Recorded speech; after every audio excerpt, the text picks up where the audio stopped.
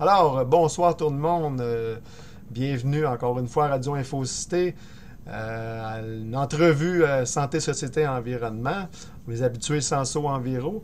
Encore une fois, on a Guy, une invitée qui était déjà là la semaine dernière, dans une semaine passée. Écoutez, Guy qui a déjà fait des entrevues avec nous ici. Guy qui est médecin, qui a écrit plusieurs ouvrages. Et puis, elle nous a parlé dans la dernière entrevue Skype, elle nous a parlé de souveraineté individuelle versus souveraineté collective. On va peut-être approfondir un petit peu plus ce volet-là.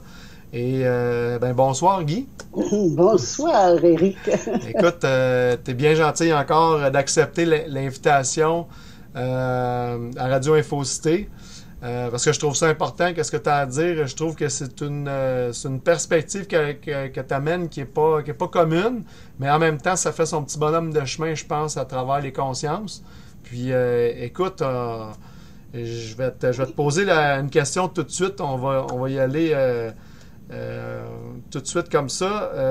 Concernant, parce que à la dernière émission, à la dernière entrevue que j'ai faite avec toi, j'avais pas posé une question par rapport à une forme de révolution. Tu nous proposes une forme de révolution de pensée, mais pas nécessairement une forme d'anarchie. Hein, parce que toi, pour que les gens le sachent, t'as comme abandonné le système un petit peu. Hein, puis j'aimerais ça que tu nous en parles, parce que toi, au niveau légal, tu n'as pas de permis de conduire, tu fais pas de rapport d'impôt.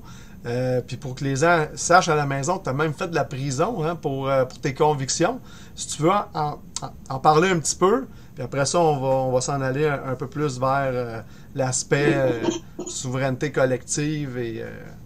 C'est bon? D'accord. Alors, je vais commencer donc par répondre à ta première question, la révolution. Oui. Moi, je parle pas d'une révolution de pensée, mais d'une révolution de conscience. OK. Puis je parle d'une révolution, par définition, c'est d'émettre, si tu veux, d'enlever un gouvernement pour le remplacer par un autre. Okay. Hein? Parce que c'est une révolution, c'est cela. Et donc, dans ce cas-ci, la révolution de conscience, c'est de renvoyer, de remercier le gouvernement de l'ego. Et pour que le gouvernement de l'âme prenne la place de notre gouvernement individuel dans notre vie. Alors, c'est donc une démarche individuelle. C'est toujours des individus qui vont apporter des changements. C'est jamais... Les changements ne viennent pas de l'extérieur. C'est pas l'extérieur qui change l'individu. C'est des individus qui changent, qui amènent la collectivité à changer. Alors ça c'est important. Toute l'écologie prône le contraire. Mais la réalité, c'est que il y a des gens qui, dans un troupeau, on est un troupeau humain, si on est encore dans l'animalité, il y a des gens qui sortent du troupeau avec des idées différentes, des propositions différentes, et c'est ça qui fait avancer la collectivité. Oui. Donc, pour préciser cela, donc, c'est toujours de l'intérieur que viennent les choses vers l'extérieur. Ça, c'est le sens de l'ordre. Les fleurs poussent avec les racines qui sont à l'intérieur et vont vers l'extérieur. C'est pas les fleurs qui poussent qui font les racines. Alors, c'est important de ce concept qui est l'ordre, qui est la base de l'ordre, en fait, c'est de l'intérieur vers l'extérieur. La deuxième question que tu m'avais posée, c'était face à l'État. Oui. Face à l'État. L'État, encore là, c'est le gouvernement extérieur. Ah oui, je veux préciser.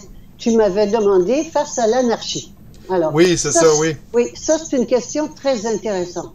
L'anarchie, an, veut dire pas de, hein? Archi veut dire pouvoir de commander. Donc, l'anarchie est le plus beau mouvement politique qu'il y a eu sur la planète. C'est l'anarchie qui est le non-étatisme. C'est-à-dire, il n'y a plus d'État extérieur qui gouverne. La gouvernance est individuelle, mais elle est collective encore. C'est encore le pays, mais sans gouvernement. C'est les gens qui vont se gouverner. Alors que, donc c'est un nom, la grosse différence entre la souveraineté individuelle et puis l'anarchie, c'est que l'anarchie, c'est un nom définitif au gouvernement extérieur. Alors que la souveraineté individuelle, c'est un oui au gouvernement intérieur. Et c'est toute la différence. C'est qu'à ce moment-là, c'est pas mon ego qui va mener, c'est mon âme qui mène ma vie. Et c'est complètement différent. Je ne fais plus des choses. Souvent, on pense en termes d'anarchie, on fait ce qu'on veut, comme on veut, quand on veut. Non, ça, c'est de l'ego débridé. C'est pour ça dont je parle. Je parle d'obéir aveuglément à mon âme, c'est-à-dire le dies à l'intérieur, la divinité à l'intérieur de moi. Alors, et ça amène de l'ordre. Ouais. Ça part de l'intérieur vers l'extérieur. Est-ce qu'on pourrait dire que une population ou une communauté qui est vraiment, chaque individu est vraiment souverain individuellement, pourrait être nommé d'anarchiste et être effectif dans ce sens-là, étant donné que chaque individu est vraiment souverain de par lui-même? Anarchiste n'est pas... anarchiste, c'est un nom à l'autorité extérieure, mais souveraineté, c'est un oui à l'autorité intérieure. Ouais. C'est qu'on change. L'autorité extérieure, donc gouvernement ou autre, ça reste qu'on est encore sous le règne extérieur de notre ego.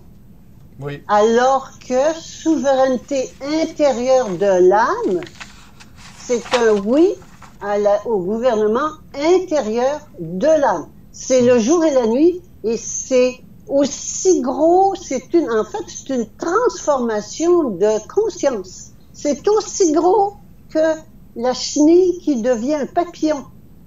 Qu'est-ce qu'elle fait, la chenille? Elle meurt, elle passe dans le cocon où elle est dissoute. Et de ses restes émerge le papillon. Eh bien, c'est là qu'on est rendu. C'est ça qu'on est en train de vivre en ce moment. Il faut donc laisser aller notre ego individuel, que ça soit plus lui qui mène notre vie, mais notre âme intérieure qui mène notre vie. Et là, dans ce cas-là, une société va vivre en parfaite harmonie. Quand une société de personnes qui sont sous la gouvernance de leur âme va vivre en parfaite harmonie. Ça ne peut pas être autrement. Et c'est comme ça qu'on va avoir le consensus unanime. Parce que là, on est à faire des propositions, puis c'est toujours la majorité qui l'emporte. Oui, mais la minorité reste en colère. Personne ne demande encore comment elle va faire pour les battre la prochaine fois. Ça ne règle rien du tout. Il faut arriver au consensus unanime, où tout le monde est d'accord avec la décision qui est prise. Et comment peut-on faire cela? En donnant priorité à notre âme, sous la gouvernance de notre âme intérieure. Et ça se fait automatiquement à ce moment-là. Il n'y aurait plus même de discussion. Ça va être automatique. Alors, si je comprends bien, l'abandon de l'ego favoriserait éventuellement, chez chaque individu, favoriserait éventuellement la souveraineté collective. Absolument. C'est un must. Ça favorise la souveraineté individuelle. Cette conscience de souveraineté individuelle amène la souveraineté collective. Absolument. OK. Intéressant comme perspective, hein? On n'entend pas ça souvent. Non, mais c'est vrai, c'est parce que je trouve que c'est vraiment parce qu'on est à Radio Infocité, on est une radio qui est indépendantiste, qui se cache pas, qui est fier de l'être, mais en même temps, on est dans des paradigmes, hein? On est souvent dans notre ego, hein? les militants, souvent, hein, on a des gros égos, fait qu'il faut travailler sur des consensus. C'est difficile un petit peu. J'enchaînerai sur une prochaine question concernant les obstacles à cette souveraineté-là. J'ai vu ou à cette émancipation-là, qu'on pourrait l'appeler, tu parlais de religion, de l'athéisme et du nouvel âge. Est-ce que tu peux peut-être élaborer un petit peu là-dessus? Oui. Ouais. Oui. Les religions, d'abord, on en a dit un petit mot la semaine dernière. Les religions, ça amène une sécurité. Alors, on veut de la sécurité et de la protection. Voilà. Alors, c'est ce que le gouvernement nous promet. Le gouvernement nous promet la sécurité et la protection. Les deux sont faux, mais on va laisser aller leur promesse. Et la religion nous promet aussi la sécurité et la protection, mais à un niveau spirituel. Alors, un, c'est le niveau spirituel, l'autre, c'est le niveau matériel.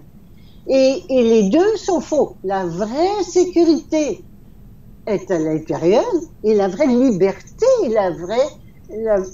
est à l'intérieur. Je suis l'autorité suprême. J'ai pas besoin de quelqu'un pour me protéger et assurer ma sécurité. Alors, c'est tous des concepts qui sont complètement faux, sur lesquels repose aussi bien la religion que la politique. L'athéisme, c'est l'inverse. Alors que je sois religieuse ou athée, c'est exactement la même chose. C'est les deux côtés, les deux faces d'une même médaille. Et il y aura l'athéisme tant qu'il y aura des religions. Il faut faire le contrepoids. Hein? Les religions, c'est de la hiérarchie.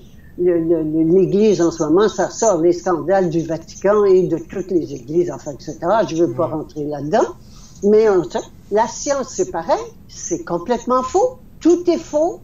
Il n'y a rien qui tienne. C'est extraordinaire. La réalité, elle est hors espace-temps. Elle est hors loi de cause et effet. Alors, tout est faux. On vit dans un monde de mensonges complet. Le nouvel âge, le troisième que tu m'as mentionné, et non pas le moindre, c'est c'est extraordinaire nouvel âge qui vient de l'ONU. C'est le vieux paganisme arrosé de technologie et arrosé de mystères et de tout cela. De révolution verte. Et qui a créé alors une création extraordinaire de l'ONU, de toutes pièces, hein, la révolution verte, qui est, mais il n'y a pas de mots pour décrire ça, avec Maurice Armstrong comme chef maître d'œuvre. Et le nouvel âge, la religion, donc c'est le gouvernement mondial, le nouvel ordre mondial des banquiers, c'est leur parti matériel, et la partie spirituelle, c'est le nouvel âge. Le nouvel âge. Et ils sont allés chercher avec le mouvement environnementaliste, ils sont allés chercher toutes les personnes de bonne volonté, toutes les personnes qui avaient une aspiration à autre chose. Alors j'appelle ça le mouvement environnementaliste, c'est la mayonnaise bio, grano, enviro, écolo, vertueux, parce que c'est vertueux, si t'es pas écolo, t'es pas bien. C'est virtuel aussi. Et virtuel. C'est un mensonge, à commencer par les gaz, les gaz j'allais dire de schiste, mais la théorie du CO2, là, le CO2. Oui, c'est ça. C'est pas vrai, c'est tout faux. C'est incroyable et les gens marchent là-dedans. La jeunesse s'est fait embarquer là-dedans de façon extraordinaire. Alors... c'est drôle que tu parles de ça, Guy, parce qu'on a reçu Rénal Duberger, que je pense que tu connais bien. Rénal Duberger, qui est un géophysicien, je l'ai interviewé sur Skype un peu comme toi ce soir. Les dernières semaines, c'était très intéressant de parler avec lui. Mais pour en revenir à l'aspect spirituel, hein, je pense que tu parlais du nouvel ordre mondial tout à l'heure. Est-ce que tu penses que ce nouvel ordre mondial-là, c'était pas dans mes questions, mais c'est pas grave, je pense que ça peut être intéressant qu'on en parle. Le fait d'évacuer complètement toute spiritualité, parce qu'on sait qu'au Québec, on a un passé qui est très catholique. Il y avait peut-être du négatif à travers tout ça, mais je pense qu'il y avait beaucoup de positifs aussi, puis on oublie d'en parler.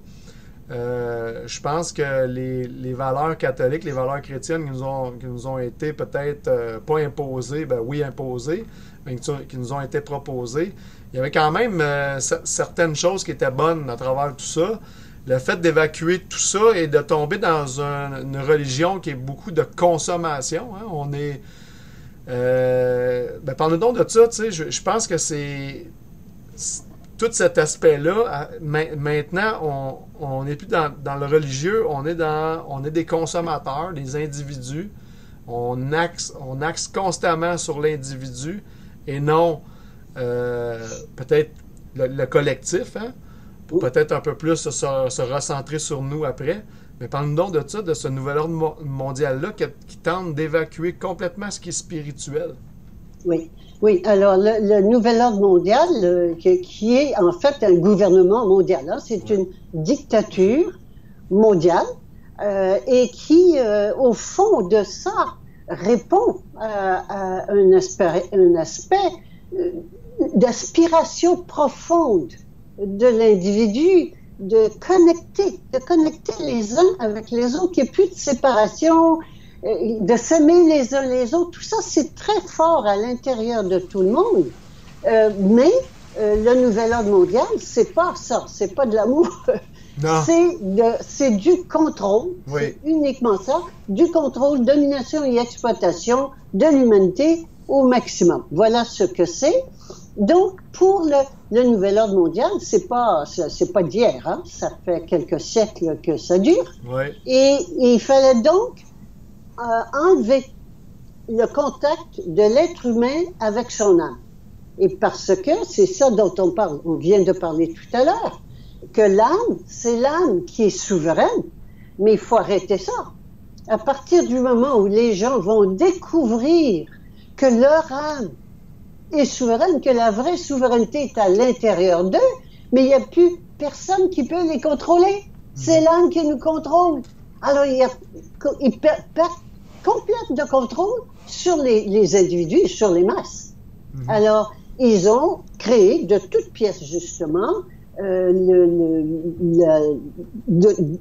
d'enlever complètement la religion, tout le spirituel, et ils l'ont remplacé, parce que c'est des génies hein, qui mènent la planète, de le remplacer par une fausse religion, du vieux paganisme, comme on disait tout à l'heure, hein, mêlé avec un petit peu de magie et puis de technologie, de remplacer ça par ce qu'ils appellent le nouvel âge, la religion nouvel âge, qui va amener l'âge d'or tant espéré, où tout le monde va s'aimer. Alors, eux le font, ils nous le proposent, et ils nous le proposent par la force, le contrôle imposé de force, alors que cette unité peut se faire, mais elle va se faire à partir des individus qui vont prendre conscience de qui ils sont. Et moi, quand je prends conscience de qui je suis, l'esprit créateur, l'autorité suprême, ben, je prends conscience que toi aussi tu l'es, et puis que les autres aussi le sont. Oh, et que je suis toi, et que je suis les autres, et que je suis les fleurs, et que je suis les animaux, et que je suis la planète.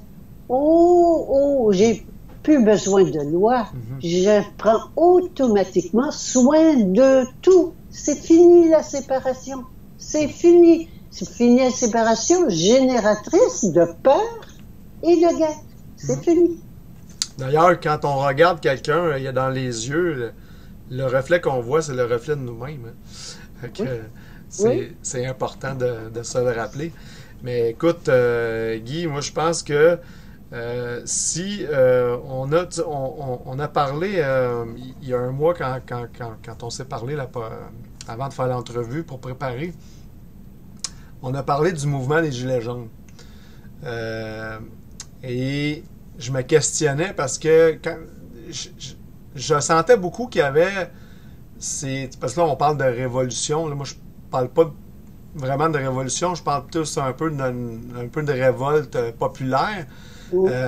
Mais quand même, je sens quand même que dans ce mouvement-là, il y a une certaine frange qui est un peu plus consciente de ce qui se passe au niveau mondial.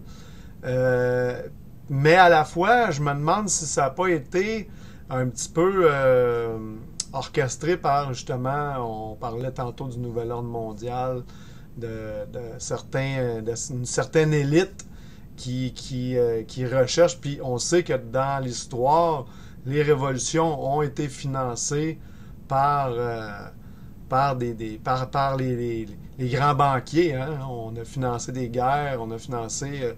que je me questionnais à propos de ça, tu sais, les Gilets jaunes, s'il n'y avait pas une petite orchestration à travers tout ça, mais au bout de la ligne, il y a quand même des gens qui prennent conscience de ce qui se passe vraiment et que c'est ça, là, c'est vraiment les grands banquiers, c'est l'élite mondiale qui contrôle. J'aimerais ça t'entendre là-dessus en terminant. Bien. Les Gilets jaunes, fort probablement, ça a probablement été proposé, initié par les banquiers et les journaux étaient favorables pas mal au début. Donc ça nous en dit beaucoup. Oui. Quand les journaux disent quelque chose, c'est toujours au service du mensonge du gouvernement mondial. Donc oui, probablement que ça a été initié, puis je peux pas dire, et le but en ce moment, avec la migration de masse, est de créer une guerre civile. La troisième guerre prévue par Albert Pike, qui avait écrit à son ami Mazzini en Italie, sa fameuse lettre avec les trois révolutions, les trois guerres mondiales, qui les a décrites en 1776 exactement comme elles sont produites. Et la troisième étant une guerre, justement, où les gens vont se battre à mort, à épuisement total, physique, spirituel, financier, moral. Donc, c'est ça qui est en train de se mettre en place. C'est leur plan. Alors, si on revient donc aux Gilets jaunes, je pense qu'ils espéraient qu'il y ait plus une guerre civile que des gens qui sont sur les ronds-points et puis qui se rencontrent et puis qui c'est jovial et puis qui commencent à discuter d'autres choses et puis qui commencent à s'émanciper. Je pense que c'était pas prévu. Non, c'est pas prévu. Hein? Alors, c'est un autre calibre absolument, c'est un autre calibre de révolte que ce dont on a l'habitude.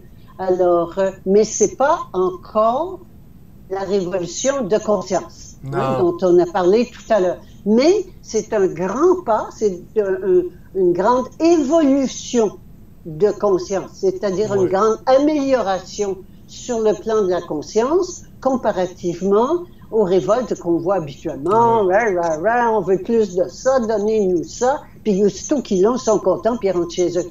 C'est un niveau plus élevé de questionnement et de reprise d'autorité. C'est important, de reprise d'autorité. C'est important aussi de voir que c'est limité et que toutes les solutions sont limitées à la matière. Oui. Changer le gouvernement, faire comme ça, faire comme ci, plutôt comme ça. Alors que la solution de base, c'est de découvrir, de revenir à soi, c'est-à-dire revenir à ça, ça ne veut pas dire de pas aller au rond-point ou quoi que ce soit. Non, c'est ça. Mais de faire une démarche, de réaliser que nous sommes l'autorité suprême, qui est donc une démarche spirituelle, mais de vraie spiritualité. Oui. Pas la spiritualité nouvel âge ou environnementaliste, mais de revenir à soi pour dire où est le vrai pouvoir? C'est nous qui l'avons. Fais juste penser demain matin. Les gens sortent de l'argent des banques, les gens arrêtent de payer avec leurs cartes, les gens achètent seulement des produits français. Wow! Wow! Ouais. C'est nous qui avons le pouvoir. Ouais. C'est nous qui avons le pouvoir. il n'aime pas Macron, oui, mais arrêtons de voter. On n'a pas besoin. Et la question à se poser vraiment à ce moment-ci, c'est est-ce qu'on ne pourrait pas faire mieux que le gouvernement? Sans gouvernement? Ouais. Je pense que... Hey, mais c'est sur cette question et cette réflexion que tu nous laisses, Guy, est-ce qu'on pourrait faire mieux que le gouvernement? Ben, je pense que si on applique ta forme, ta perspective que tu nous as parlé pendant les 2 entrevues qu'on a faites, je pense qu'on est sur une bonne voie. Tranquillement, hein, je pense que c'est long, hein, les évolutions de conscience, ça peut se faire sur plusieurs centaines d'années même, hein. Mais ça commence comme ça. Oui, ça presse un peu, ça presse. Ça presse. Oui, le nouvel ordre mondial avance très vite. Avance très vite. Oui, puis ça nous force à bouger plus vite aussi. Ça nous force à bouger plus vite. Oui. Mais c'est ça, écoute, on va terminer l'entrevue sur ça. Et puis, j'invite les gens à réfléchir à ce qu'on vient de discuter parce que c'est vraiment c'est quelque chose qui pourrait faire en sorte que justement on est à Radio Infocité, on est une radio qui est indépendantiste, qui veut sa propre souveraineté. Ben, je pense que ça part par une souveraineté individuelle, comme tu le dis si bien, Guy. Donc, encore une fois, un gros merci, Guy, d'avoir accepté l'invitation et de nous avoir partagé ta vision de la souveraineté. C'était très enrichissant. Puis, à une prochaine entrevue, si le cœur t'en dit, ça va nous faire plaisir de te recevoir encore. C'est bien gentil. Ça a été un plaisir pour moi. Merci. Ben, merci à toi. Au revoir. Au revoir.